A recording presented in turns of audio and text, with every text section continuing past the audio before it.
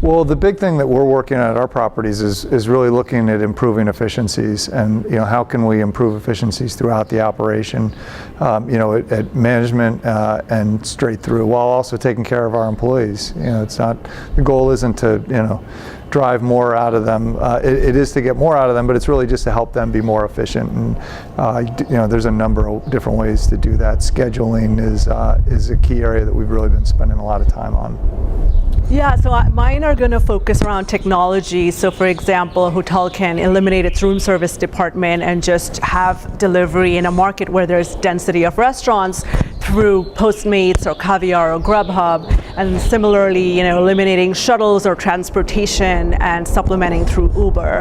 And then the last one I would say is on the utilities side. There's again, through technology, companies like Carbon Lighthouse that are using sensors to optimize usage or reduce peak usage, and have been able to save a lot on the utility side. I like to go back to the basics, and I think it's payroll. I think the payroll being representing about 50 to 60% of the cost structure is a place that you really need to focus on. And one of the things that we come across in payroll when we analyze it is that in most cases, the way payroll is being measured is not the way it's being planned.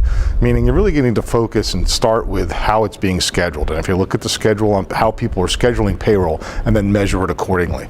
A lot of times the way we're measuring and payroll to see if it's successful or not, we're not understanding how it's scheduled. We're doing a lot with energy right now. As occupancy levels are at all-time highs in our hotels, the energy cost is something we're really keeping an eye on.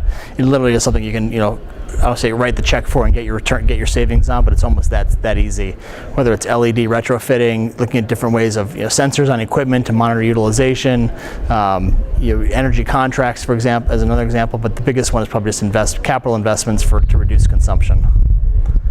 Other ones we're seeing is certainly more creativity. I won't use the term disruptors quite yet on payroll areas, but certainly seeing where areas that things can be automated. You'll start seeing some technology, I think, soon about kitchen expenses, and can we automate dishwashing? Can we automate vegetable cutting? Things like that.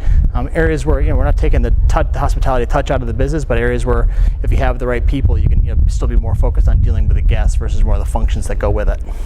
Look at labor. As the competition for talent grows, and as wages also grow, I think it's just looking at how everybody performs a task, what's adding the most value to the guest experience depending upon the property type, and thinking creatively.